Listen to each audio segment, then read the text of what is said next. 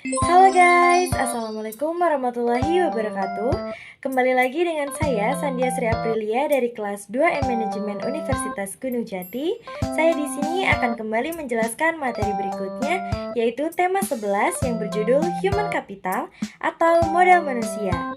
Nah, mari kita langsung saja simak videonya teman-teman.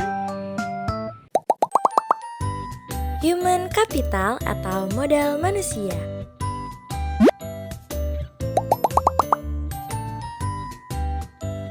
Arti dan pentingnya human capital.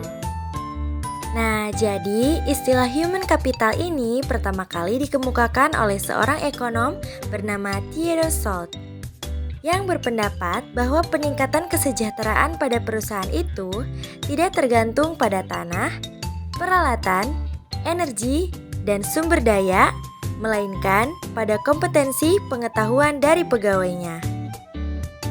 Kemudian, ia mendeskripsikan posisi human capital sebagai kemampuan sumber daya manusia yang diperoleh melalui investasi pada sumber daya manusia yang mendeskripsikan bahwa human capital terdiri dari 4 hal, yaitu kemampuan, perilaku, usaha, dan waktu.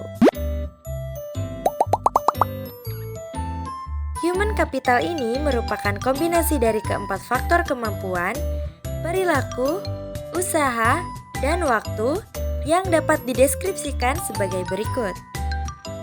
Yang pertama, karakteristik atau sifat yang dibawa pada pekerjaan. Misalnya, intelijensi, energi, sikap positif, keandalan, dan komitmen. Yang kedua, yaitu kemampuan seseorang untuk belajar, yaitu kecerdasan, imajinasi, kreativitas, dan bakat. Dan yang ketiga yaitu motivasi untuk berbagi informasi dan pengetahuan, yaitu semangat tim dan orientasi tujuan. Selanjutnya yaitu peran human capital. Peran human capital sebagai kunci keunggulan organisasi. Nah, menurut Walter Lee pada tahun 2003, nilai perusahaan didasarkan atas 3 kelompok utama aset, yaitu yang pertama, aset finansial atau financial asset, seperti kas surat-surat berharga yang sering disebut juga dengan financial capital. Yang kedua yaitu aset fisik atau physical asset, terdiri atas peralatan, gedung, dan tanah.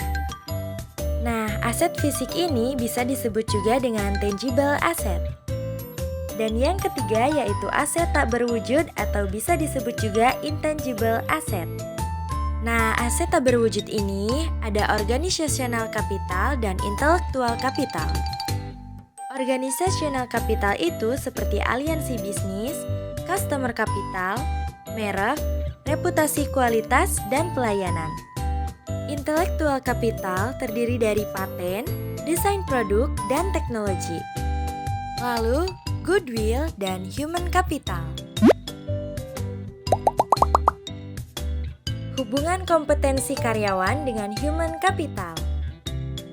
Dalam meningkatkan kompetensi karyawan, tantangan utama yang harus diperhatikan yaitu kompetensi harus sesuai dengan strategi bisnis, dan kompetensi perlu diciptakan melalui lebih dari satu mekanisme. Di sini ada 5 cara untuk meningkatkan kompetensi karyawan, yang biasa disebut 5B. Yang pertama yaitu buy atau membeli. Strategi buy di sini mencakup seleksi dan staffing, mulai dari entry level sampai officer level. Metode ini akan berjalan baik bila bakatnya tersedia dan dapat diakses.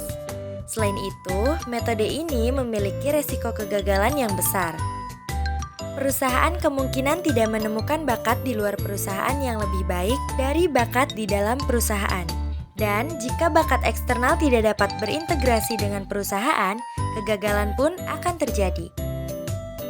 Yang kedua yaitu build atau membangun. Nah, strategi build ini akan berjalan baik jika manajer senior menjamin bahwa pengembangan lebih dari sekedar pelatihan akademik. Jika pelatihan didasarkan pada hasil dan bukan pada teori, jika pembelajaran sistematik dari pengalaman kerja terjadi. Risiko dari penerapan strategi ini adalah menghabiskan dana sangat besar dan waktu untuk kepentingan pelatihan. Yang ketiga yaitu borrow atau meminjam. Penggunaan konsultan maupun partner yang efektif dimungkinkan untuk membagi pengetahuan, menciptakan pengetahuan baru, dan desain kerja.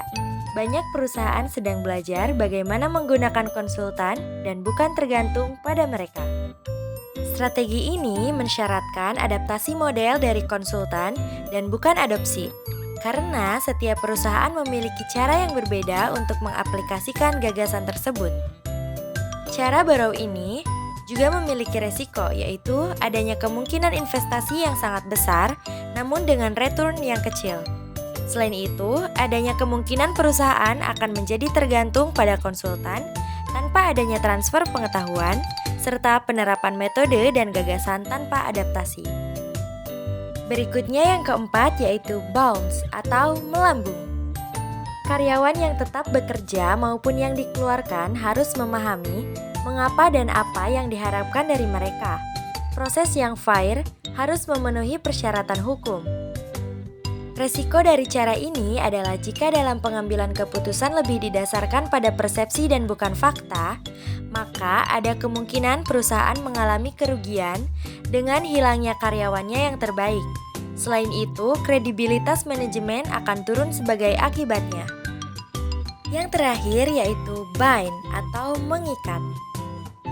Ini merupakan tindakan yang kritikal pada semua tingkat, seperti menjaga manajer senior yang memiliki visi, arahan, dan kompetensi yang sangat penting, dan menahan para teknikal, operasional, dan pekerja paruh waktu merupakan hal yang sangat penting karena investasi untuk membangun mereka memakan waktu yang lama.